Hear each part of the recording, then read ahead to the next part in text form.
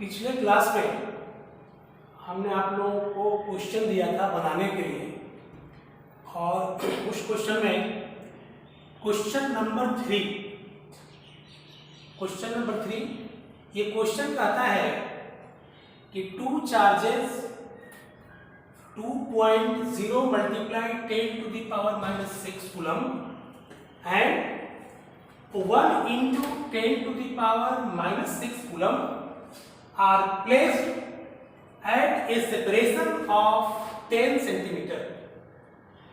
एक क्यूबन जिसका value 2.0 into 10 to the power -6, दूसरा चार्ज Q2 जो दिया हुआ है 1.0 multiply 10 to the power -6 coulomb. ये दोनों के बीच सेपरेशन जो है वो 10 सेंटीमीटर का है। Q1 एंड Q2 के बीच जो सेपरेशन है वो कितने का है? 10 सेंटीमीटर का है। अब कहता है क्वेश्चन कि where should a third charge be placed such that it experiences no net force due to this charges. बहुत अच्छी बात है।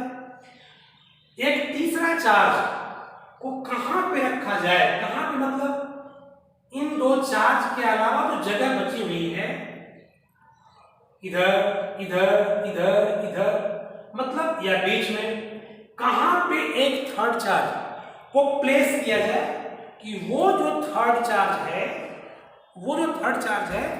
वो ये दो चार्ज की वजह से नेट फोर्स 0 एक्सपीरियंस करे, मतलब उस पर कोई फोर्स नहीं लगे। यहां पे सबसे बड़ा जो सोचने का बात है वो कि जो थर्ड चार्ज है, ये थर्ड चार्ज के बारे में न तो उसका मैग्नीट्यूड दिया है कि वो कितना है, और न ही उसका साइन दिया हुआ, मतलब वो चार्ज पॉजिटिव है या फिर नेगेटिव है। तो हम लोग क्या करेंगे इसको हम लोग समझने के लिए दोनों ही केस लेके चलेंगे, पॉजिटिव या फिर नेगेटिव। क्योंकि जब तक हम दोनों केस नहीं लेंगे तो हमको समझ में नहीं आएगा कि आखिर दोनों ये चार्ज जो दिया है इसका वैल्यू नहीं दिया है, इसका मतलब क्या है। दोनों ही केस में रिजल्ट सेम आएगा अगर आप पॉजिटिव लो या नेगेटिव चार्ज है। तो मान लेते हैं कि जो थर्ड चार्ज है वो स्मॉल क्यू है, और स्मॉल क्यू जो है वो पॉजिटिव साइन का है। लेट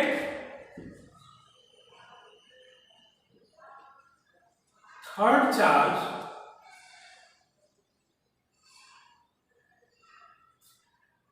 इक्वल स्मॉल क्यू, हमने ऐसा माना, और स्मॉल क्यू है तो ये पॉजिटिव है।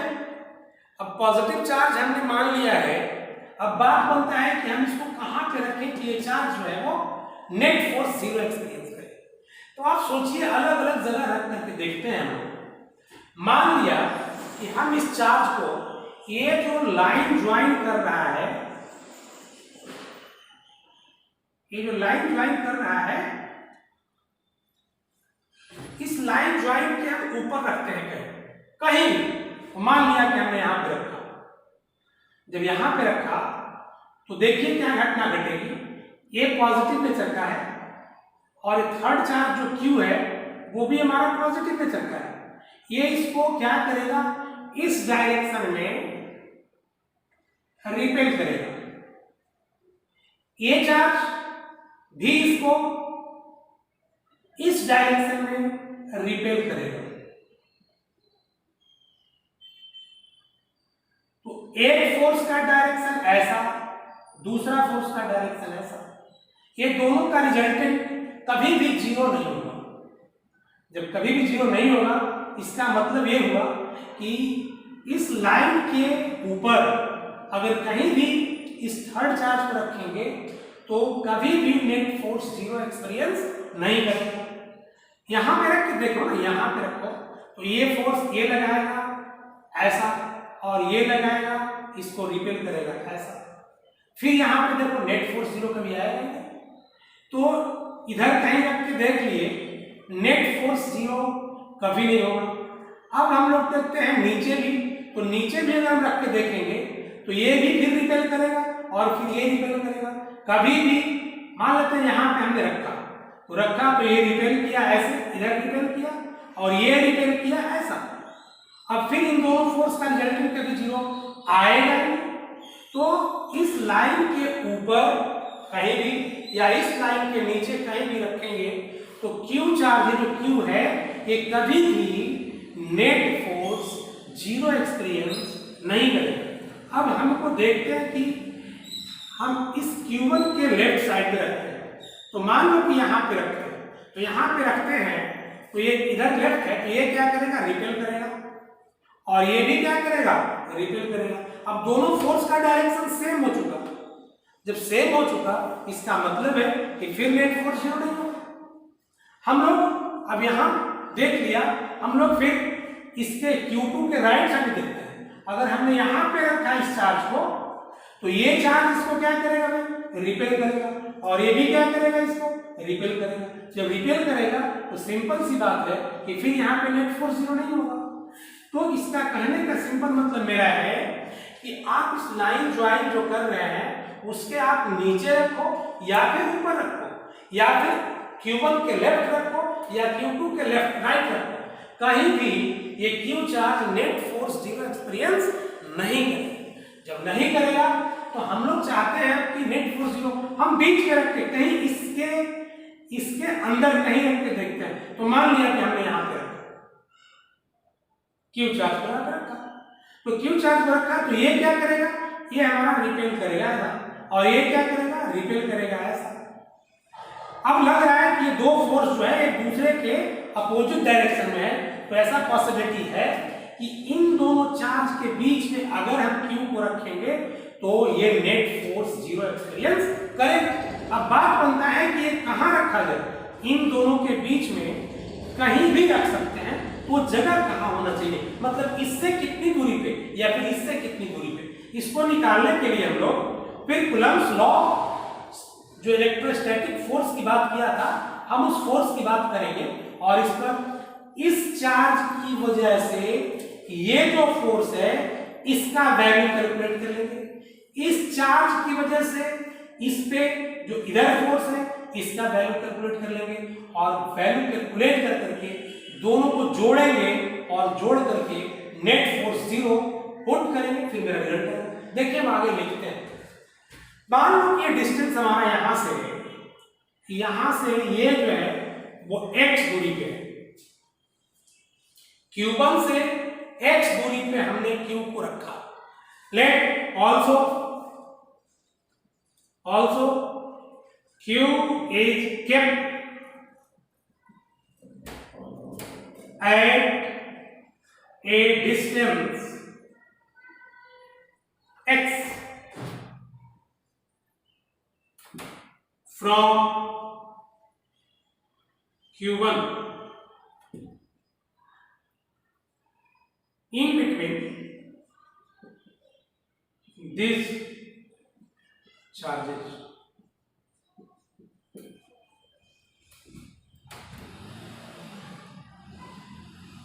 Force on Q, इस Q पे Q1 पे on Q due to Q1, हम इसको मान लें कि ये फोर्स F1 है, ये फोर्स को F1 मान, तो F1 को लिख सकते हैं हम लोग। F1 का मैग्नीट्यूड लिखना है आपको 1/4 पाई एप्सिलॉन नॉट Q1 का मैग्नीट्यूड इनटू Q का मैग्नीट्यूड डिवाइड बाय सेपरेशन, इन दोनों के बीच का सेपरेशन, और वो सेपरेशन हमने x² लिखा है। अब क्या करेंगे हम लोग, F1 निकल चुका। अब हम लोग ये जो चार्ज है इस पे जो फोर्स लगा रहा है इसको F2 बोलते हैं। F2 का निकालना value, force on Q due to Q2 निकल जाएगा। F2 का value F2 equal 1/4 pi epsilon not Q2 का मैग्नीट्यूड डिवाइड बाय ये डिस्टेंस कितना होगा, तो ये पूरा 10 सेंटीमीटर है, तो ये कितना बचेगा, तो ये बचेगा, ये हमारा x है, तो ये डिस्टेंस बचेगा 10 माइनस x का होल स्क्वायर। अब हम ये देख रहे हैं कि F1 इस डायरेक्शन में है और F2 इस डायरेक्शन में है, इन दोनों के बीच जो एंगल है वो 180 डिग्री का है। 180 डिग्री का है, इसका मतलब कि इसके बीच जो रिजल्टेंट फोर्स होगा, रिजल्टेंट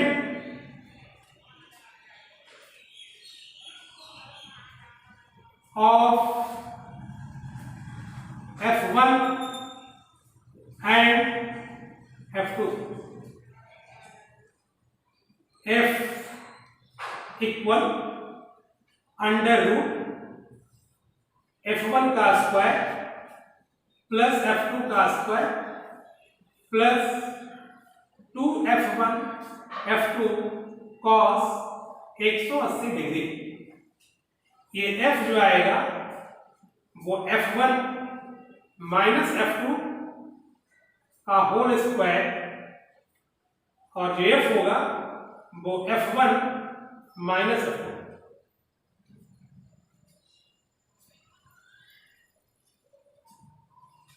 अकॉर्डिंग टू क्वेश्चन कहता है कि F1 माइनस F2 जो F है ये 0 होना चाहिए। According to question F equal 0, question कह रहा है कि नेट फोर्स 0, तो नेट फोर्स 0 इसका मतलब 0 equal F1 minus F2, this imply F1 equal F2। अब F1 इक्वल F2 आप क्या कीजिए कि F1 का वैल्यू वहां रखेंगे और F2 का वैल्यू रखेंगे। F1 का value 1/4 pi epsilon not Q1 का magnitude by x square equal 1/4 pi epsilon not Q2 का magnitude divide bye 10 minus x का होल स्क्वायर। अब देखिए यहां पे ये कैंसिल आउट हो जाएगा, ये Q से Q भी कैंसिल होगा, यहां पे बच जाएगा Q1 का magnitude by x square equal Q2 का मैग्नीट्यूड बाई 10 माइनस x का होल स्क्वायर। अब आप इसको क्या करें, Q1 का वैल्यू मुझे मालूम है और लिखा हुआ है 2 into 10 to the power minus 6 by x square equal Q2 का value 1 into 10 to the power minus 6 by 10 minus x का होल स्क्वायर। यहाँ पे ये कैंसिल आउट हो जाएगा 10 टू द माइनस 6 और ये यहाँ बचेगा 2 by x square equal 1 by 10 minus x का होल स्क्वायर। बाई क्रॉस ना करेंगे, लिखेंगे 2 इंटू 10 माइनस x का whole square equal x square. 2 10 minus x का whole square a minus b का whole square 100 minus 2 into 10 20 x plus x square equal x square. Multiply करेंगे 200 minus 40 x plus 2x square equal x square.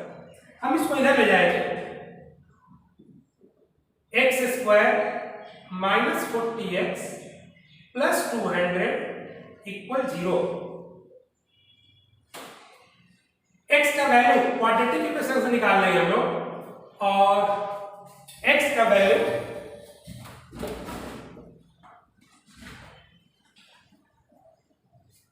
या तो आप middle term split कर सकते हैं और नहीं तो फिर क्वाड्रेटिक का जो इक्वेशन होता है उससे निकाल लेते हैं और x का value minus b plus minus root D by 2a ऐसे करके निकाल लेंगे और x का जो वैल्यू हमारा आएगा वो क्वाड्रेटिक इक्वेशन पे सॉल्व कर लेंगे तो क्वाड्रेटिक इक्वेशन ज़्यादा सिंपल है, क्योंकि मिडिल स्प्लिट जो टर्म करेंगे तो दिक्कत होगा।